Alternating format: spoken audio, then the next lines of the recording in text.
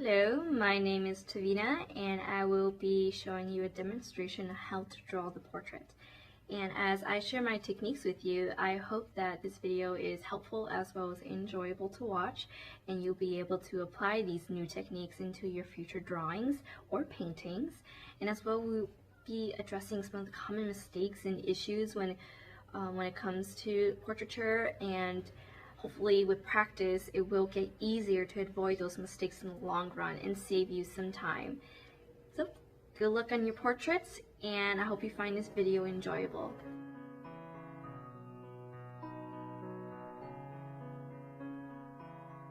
Now here is my material list for my demonstration. Now of course I have compressed charcoal. I am working on newsprint, and it's 18 by 24. I have a drawing board and an easel setup where I am comfortable drawing sitting up or standing up. Now, I have compressed charcoal, and I also have willow charcoal, and we're going to talk about that later. And then I have erasers. Now, this is a basic white block eraser. You get those highlights in, and I also have netted eraser, and to clean it you stretch it, and you can also form it into any shape that you need it to be. And it's really nice to get into those really nice little small spaces, and you can't get with the regular eraser unless it's sharpened at an end. And I also have this really neat tool. It's a unique drawing tool. Instead of being charcoal or graphite or anything like that and making marks, it's taking away marks. And you draw just like with any other tool, except you are drawing the highlights. So my favorite tool right here.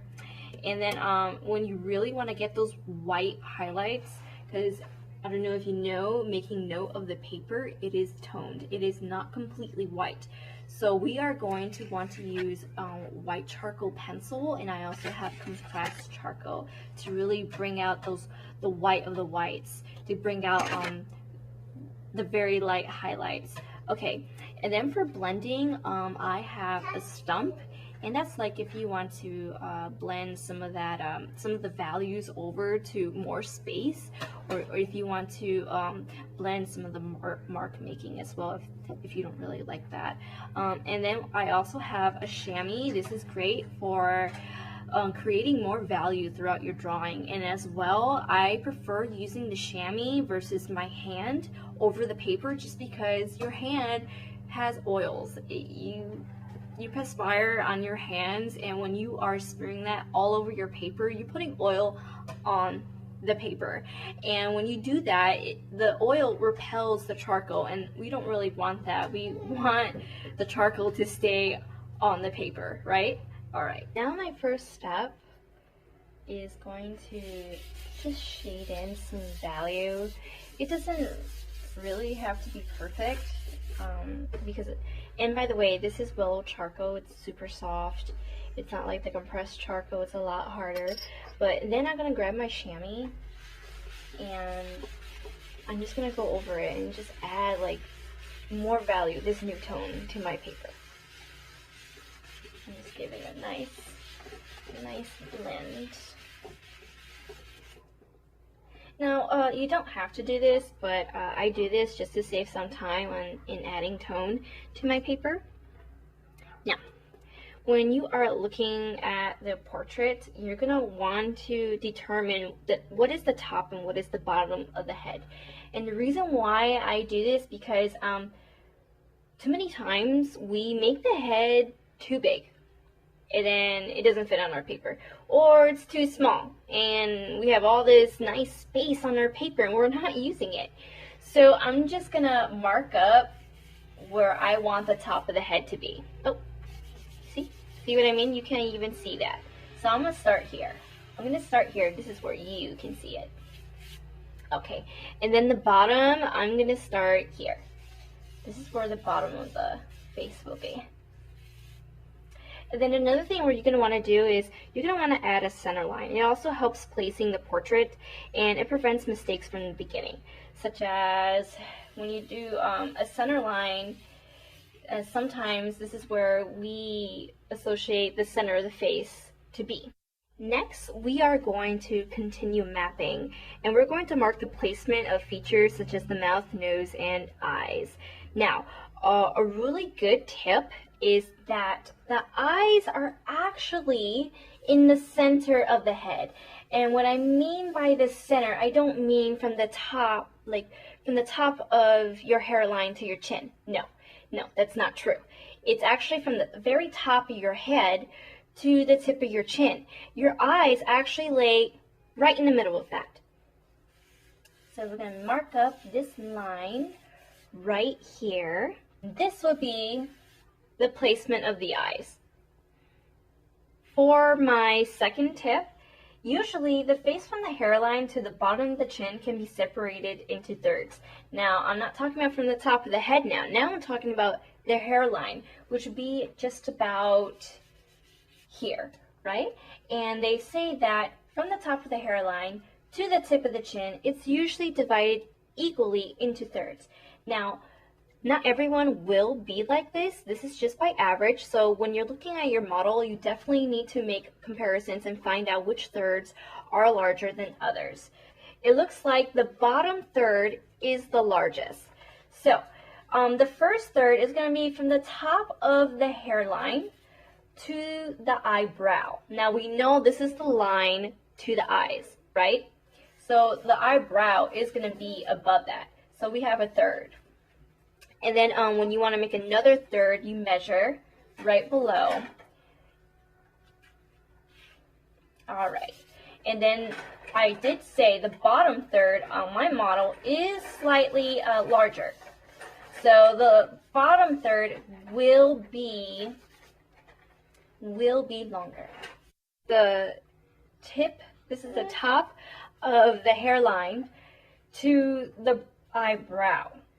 And this is the eyebrow to the tip of the nose. And that's the tip of the nose to the end of the chin. Next are plumbing lines. They also help in proportions and finding the relationships between them.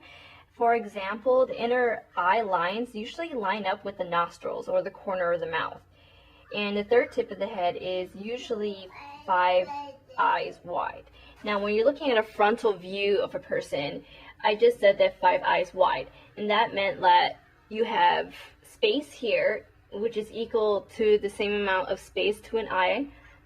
Then there's a space, which is the same exact amount. Then another eye, and then space. So we are looking at a 3/4 view. So when I'm adding these plumbing lines, I need to make relationships based on what I see. So for example, if this is the center line, I'm going to make this the center of her nose. And then here, this plumbing line, I'm making a relationship with the tip of the nose. So that's going to end there. Then the tip of the nose here, it also touches the pupil. What's really great about looking at these relationships is that I can grab this measurement here and make that the space between the eyes, just because when I'm looking at my model, that third is equal to the same space between the pupils on my model. It's a lot easier to use plumbing lines and mapping at the same time. Like this pupil right here, it lines up to the bottom here, and that's going to be the corner of the mouth. But now we need to measure up, where is the mouth going to be placed in that third. So here, the lip measures about there, and if you could try to find where the mouth, the opening of the mouth lays, it looks like it lays just a bit higher than a half. So we're going to put it here, and this is the bottom of the nose versus the tip of the nose. So this is going to be the upper lip, And this is the lower lip. Another thing you're going to want to do is find angles in your relationships. Now, when I'm looking at the model, the forehead from the eyebrow, which is placed here, it's at an angle like this. And you're also going to want to try to draw in straighter lines, just because it allows the drawing process to solidify the subject, and it provides stronger, more confident mark making. So when you're making these angles, don't try to soften them. Try to solidify them into straight lines. Alright, now we're going to continue just adding some more plumbing lines and angles. Now to find the corner of this mouth, since it is at an angle, it looks like it stops just short from the tip of the nose. So it's going to be about right here. Now the center of the mouth is going to be further. It's not going to be exactly in the middle according to our drawing, just because it is at a 3/4 angle. But then try to replicate the same line. Like, is it going up? Is it going down? Is it straight? Now we can continue with the eyebrows.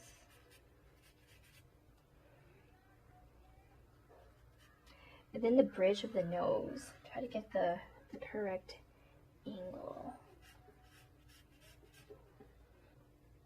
Now when you're drawing straight lines, this includes hair. I know we really want to draw like every individual strand of hair, but actually you need to solidify it. Make it one form first, because we don't want to add detail now. We want to do that later.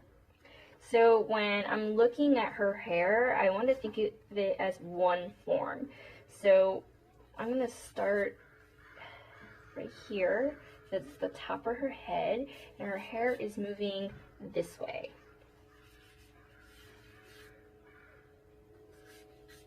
And even when there are curves, try to make straight lines. And it gives you a greater control of your mark making. Start marking where her neck is going to be. It's at this angle.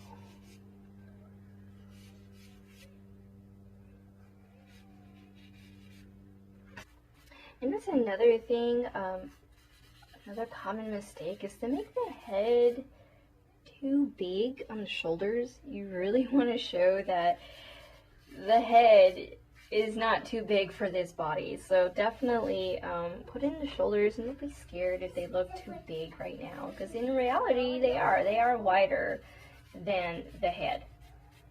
Another interesting relationship that I found is that the corner of the lip here actually aligns to the nostril and the beginning of the brow, right here. So this way I know where that nostril begins.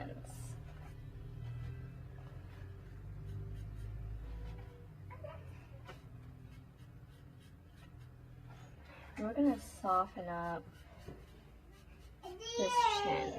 This chin is actually a lot smaller. Remember, find that center line. Don't lose it. You're going to need it. Now, you can make corrections all you want in the beginning, because that's when you're going to want to make those corrections. You're not going to want to do them later. You do them later and you're like, oh, I've gone too far. It's gonna look wrong. Like it's the wrong proportions, or it doesn't look accurate. It's because you haven't fixed those mistakes from the very beginning. So you need to address them now. I'm going to add on the eyes. Keeping note of where the pupil is. And the pupil is lined up to the tip of the nose. And then you're going to want to, when you're drawing the eyes, like don't just draw an oval or a diamond, because realistically eyes are not like that. You have to think of it as a ball in a socket. So to emphasize that shape, you need to get the shapes around the eyes here. Or here, there's this really nice shadow here. You don't want to lose that. Alright, so just make any further corrections before we go on to the next step. Okay, now after I made my corrections, I am ready for shading. And with the structural lines and before shading, we're going to think about shape making in values. And before we shade or add value, we need to identify what are the darkest and what are the lightest values. So in other words, we need to know what is our light source and where are the shadows. And where do they need to sharpen and where do they need to soften. So I will start by trying to identify the light source, and it looks like the light source is coming from this way. Sometimes you could even mark where are the shadows and the highlights in your mapping process. That's really up to you. If you feel better that way, and if you want to map everything out and make sure this is where it goes, you can do it that way. But for this demonstration, I'm just going to go right ahead and just start filling out the darkest darks. And the darkest darks are in her eyes, her hair, and her eyebrows. So this is where I identify where the darkest value will be. So like I said, we're not going to go in her hair and do every strand.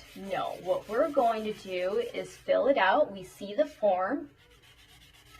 We're going to fill this out as a whole, not as individual strands. And if you do want to add detail, that will come, and detail should always be added at the end of your drawing and never in the beginning. Because if you do that in the beginning, it's going to get all covered up with all the other values and shapes you need to add, and that's not going to be any fun. You do all that hard work and it's like, oh, it's covered up now. No, no, no. And what I mean by sharper edges, like for example, like you see this here, the hair behind the chin, behind her face, it's suddenly cut off. There's no gradual value change at all. So you're gonna want to mark up there. And again, like, try to go in straight lines. It will benefit from it. And even if it starts getting messy, that's fine. It's okay, because this is charcoal, and charcoal is messy. Okay. So, and I have more hair here. See, I'm going in basic shapes. And then I have one here, one here. And try to go align with the marks you've already made while looking at your model. Because now I'm using compressed charcoal. That's why it's a lot darker, and compressed charcoal is going to be a lot harder to erase, and there's going to be less room for mistakes. That's why I suggested to make all your corrections beforehand. Okay. I might need to use a smaller piece of charcoal, just because it's a very small space to get into. There you go.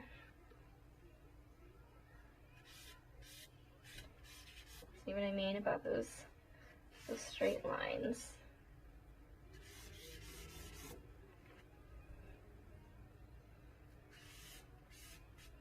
Now another tool that I can introduce, it is charcoal, but it's a charcoal pencil, and this is where you could get all those smaller darks, like her eyebrows, for instance. I'm actually going to start off with her eyes. See over here? And these are the darkest darks, so don't be scared. I mean, don't go completely dark or you're pressing into the paper. You are embossing it. No, just make darks. Here we go.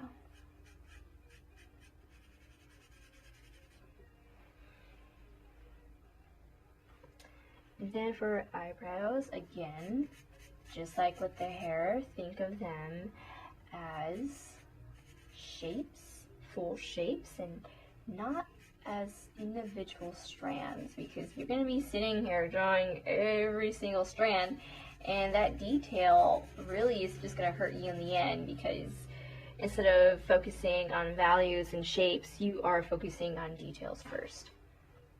And really the values make the drawing. So we're going to fill that in, but we're not going to go too dark because that is not the darkest dark. But at least we know how that lip is sitting. All right.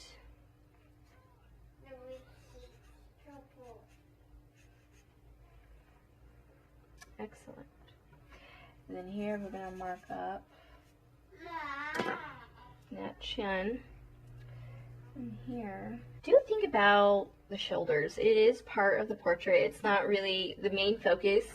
So it doesn't have to be perfect for the shoulders. Like here, for example, I'm looking at the value of this part of her shirt.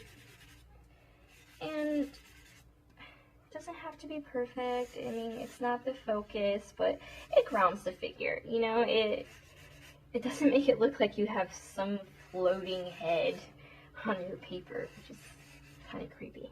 We don't want that. So definitely ground your figure. It's kind of like adding a shadow to an object, such as when you're drawing a ball. You add a shadow underneath and it grounds it. It doesn't make it look like it's floating.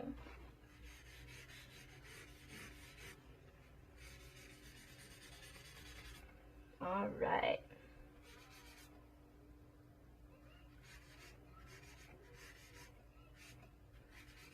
And again, try to think of it as shapes.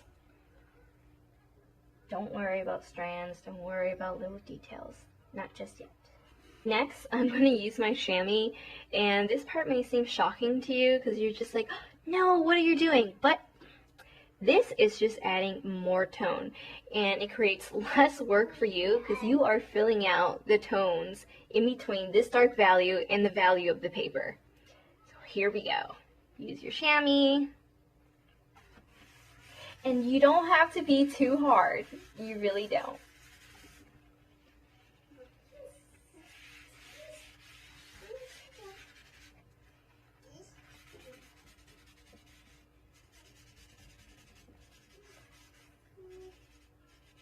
Just try to even out those streaks.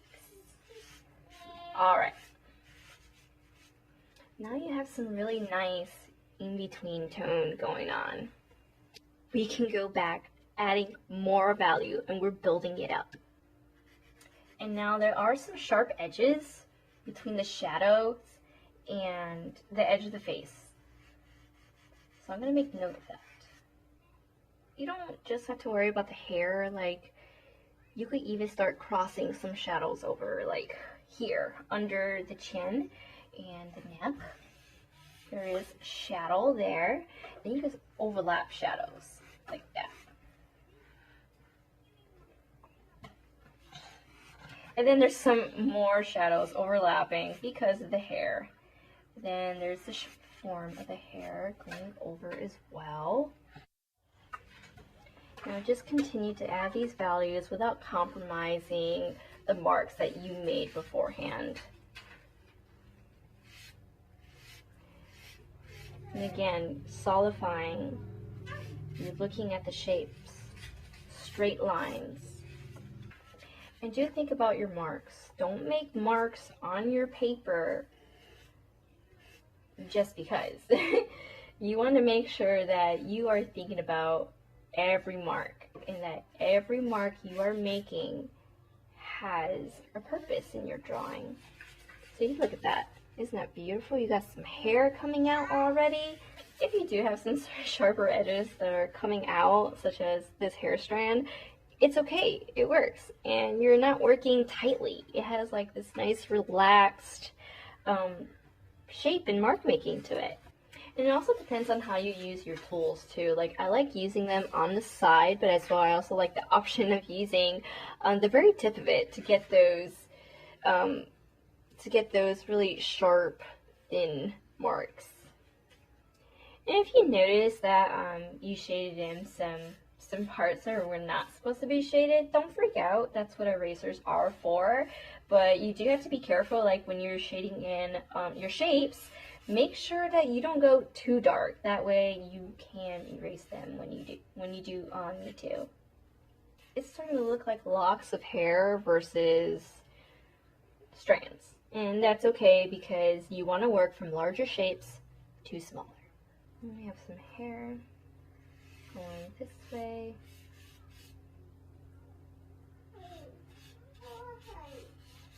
Got shadow of hair going that way. And you will be able to have a chance to add the highlights in the hair as well.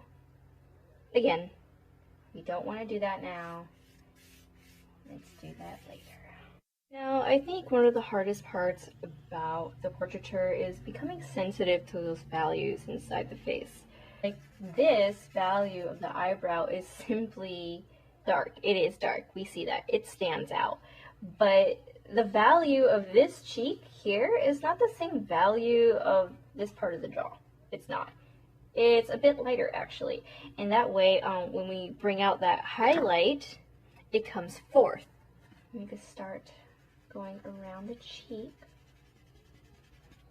You don't have to do it too hard. It doesn't have to be the tone of the paper. It just needs to be lighter than that value, and we are comparing values.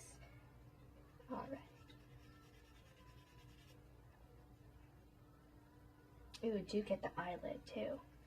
It's very important.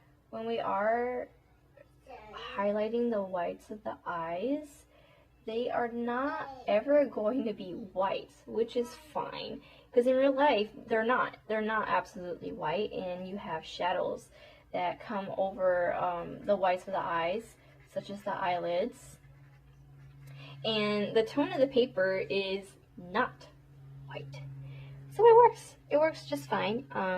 Just at the end, when you are adding highlights to your drawing, do not add whites to the whites of the eyes. You don't want to do that. You want to use white charcoal very minimally. Use too much, one, your drawing can get too muddy. We don't want that.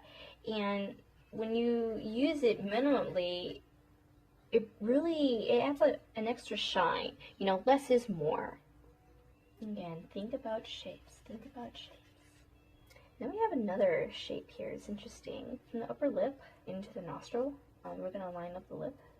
It comes down from here, from the nostril. And here, collarbone has a little highlight. We're going to go back to adding those smaller values. And I'm using this for the face just because it's just a lot easier to get into those nook and crannies of the face.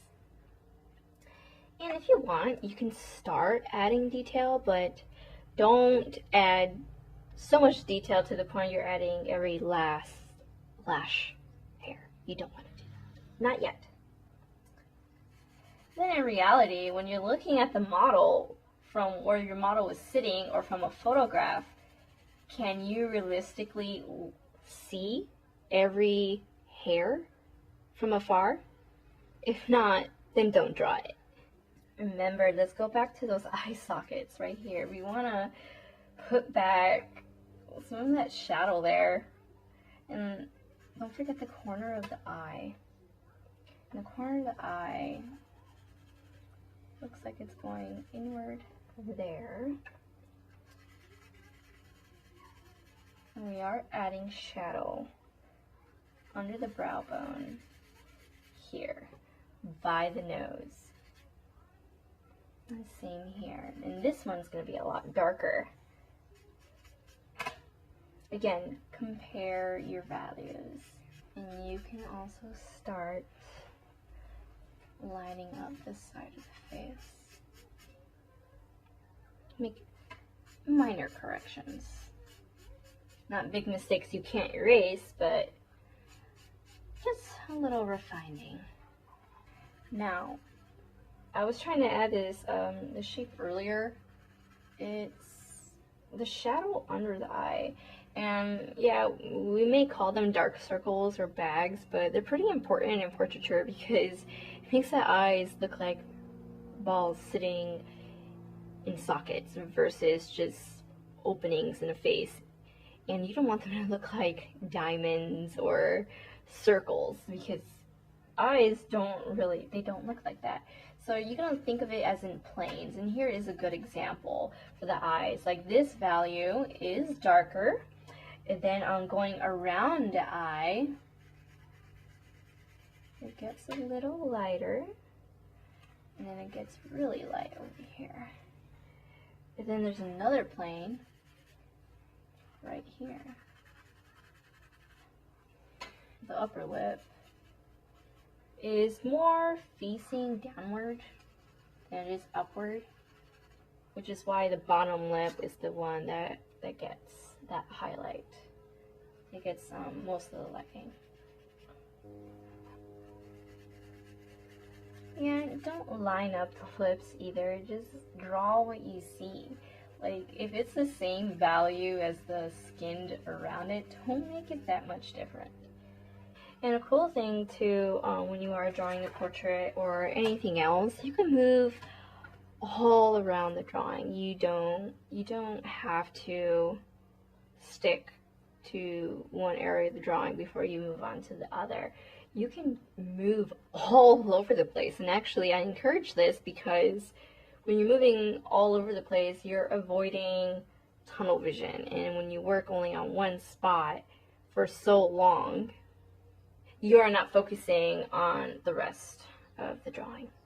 What I worked on was, again, just adding on those in-between values, becoming sensitive to those values inside the face over here. I've also began sharpening some edges. I'm going to point out which edges I have been sharpening, and I've been using an eraser to sharpen these edges, such as here, the neckline, it's sharper, or some areas where the hair is touching the face. Here it is sharper by the cheek, and it's also sharper here just above the brow.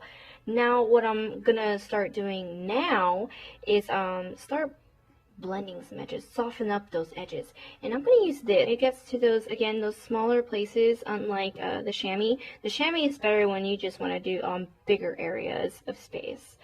I'm going to show you where the softer edges are, and here's a really good example. Here the edges are much softer, and you want to do that when the values are very close together, or you want to show some depth, or hair. Hair is a really good way to soften up some of those edges, like over here. I'm going to soften that. We're getting closer to completion of this portrait, but you still want to leave the details for last, which is why I have not added any highlights with white. I've only done the highlights with an eraser. Then we're going to soften an edge here as well, where like there is a lot of shadow here. We can't really tell where is the hairline and where is that shadow. So we're just going to blend it just like that. Up to here, like there's really no right and wrong. It doesn't have to be exactly like the picture. You could add on more softer edges, exaggerate, and it adds interest to your drawing, and it's what sets it apart from a photograph. Soften up those eyebrows. It's hair too. Here's a perfect edge to soften, because the values here in the socket of the eye, those values kind of mix with the values of the hair right there. Edge here, but it's not too hard. It's not a hard edge. It's more soft. Also start adding detail, like her birthmarks. Like she does have one here. It's not perfectly black either. It's just a shade of brown. So I'm not going to make that the darkest value either. And she has more going across her face here, which is interesting. And sometimes you can't even recognize the person without their birthmarks. It's just, they're so unique. It makes that person becomes part of their identity. So definitely add things like that to your portrait. Unique features that makes that person unique. About her mouth is, it has character to it, like every mouth does. So this line is not perfectly straight. It actually curves inward a little bit like this, and then outward. And then this edge, well, not an edge, really the corner of her mouth, it's softer. And it creates the corner of the mouth rather than just a line. I'm going to use my knited eraser. I prefer it. I'm not looking for anything too harsh like this. And I'm not looking anything for too much detail just yet. I'm just starting to add highlights to the hair. I'm getting some hair that's coming forward. Let's see. And you see how we're adding on hair, the appearance of hair, without drawing every individual strand. No. Alright, when you finally think that you have finished your drawing, this is the time to add those highlights, the white of whites. Now I have my white compressed charcoal. And I'm going to use this for any larger spaces where I see those highlights. Such as her shirt. There's a lot of white here.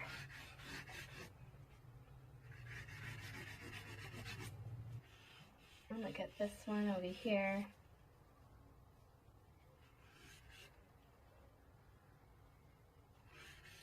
And try to capture the lightest whites. And I know this part is not completely white, but it's a pretty strong highlight just right there. And then if you need to get to smaller spaces, this is when you use your charcoal pencil.